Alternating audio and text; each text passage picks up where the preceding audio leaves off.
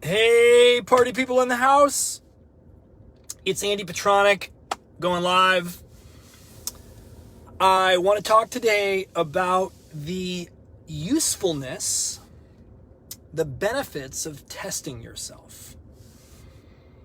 I had an experience over the weekend that was quite revealing to me, quite impactful to me, because prior to this event having happened, I would have put up an argument or maybe even done a video about the benefit of practicing and not testing yourself. However, I went out for a bike ride, a bike race, actually. It's a race, ride, whatever you want to call it. 50 kilometers, so about 31 miles, in the mountains above Los Angeles in Big Bear. And I went up there with a bunch of my buddies who we often ride together, but we don't race together typically. We just go on these rides. And usually our rides are a couple hours, maybe sometimes 3 hours on the long end. Well, in my old age, I have really told myself that competing or racing or trying to go hard is not in alignment with kind of where I want to be, because it puts a requirement on me to potentially push myself harder than I'm ready to go. And it also can cause me to injure myself or whatnot, and I don't want to do that. So it's been a long time since I've entered a race. I had a race number, it's been a long time. 8 years, 9 years. And like I said, I would have argued that you don't really need that in order to get the benefits of exercise, of working out, of training. Well,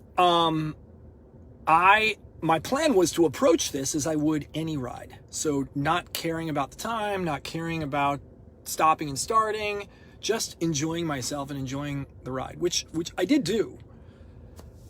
But when the starting gun went off, first of all, funny story, side note, I was so not really into racing, I forgot to put my number on my bike.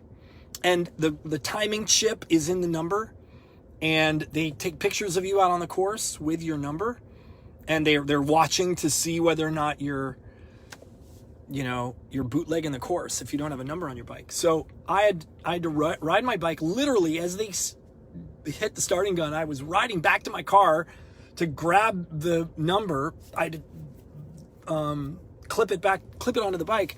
So it put me like 5 minutes behind everybody else. And then I got off to going. It was really hard. It was there were two really, really hard climbs. One that was very steep, and a second one that I wasn't expecting a second climb. And 31 miles of, it was pretty brutal terrain. I fell once, smashed my head into a huge tree, felt like a rock. I was grateful that I didn't have a concussion. I rode differently. I showed up differently than I do ordinarily. I didn't stop. There were a lot of times over the course of those, it took me 3 hours and 50 minutes. There were a lot of times over the course of those 3 hours and 50 minutes that I wanted to put a foot down, that I wanted to stop. There were aid stations. I didn't stop at an aid station. I carried enough water for the whole ride.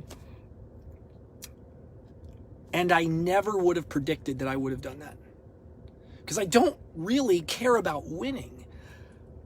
But what I take from that, and the learning that comes out of this for me, is sometimes you have to put yourself to the test in order to challenge yourself to be your best self. I wouldn't have challenged myself that way were I not in a group of other people who were, quote, racing, if I didn't have a race number on my bike. And whether that means racing in the physical sense or it means putting yourself at risk, because really that's what racing is all about. You're at risk. You're saying, I'm willing to be on the clock to go against anybody else or myself to see what kind of time I can put up. And a willingness to be at risk and to put yourself in that environment, to turn the heat up, just to see where you are, it really can't be duplicated. Well, I haven't found a way to duplicate it without that external pressure. It's like forging a sword in a fire. It takes a really, really, really hot fire. Got to turn the heat up. So I encourage you guys, look out at your life, look at the areas in which you might feel complacent, or you're not getting great results, or you want to turn the heat up. You actually want to improve.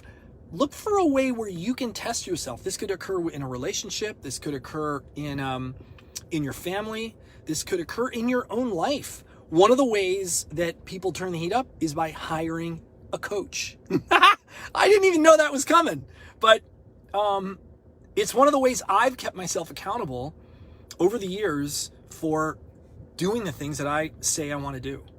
And it involves an investment. It involves, a lot of stuff, personal investment in yourself. So look for those ways, look for those things, and let me know what you think. Anyway, have a great one, guys. I'll see you when I see you.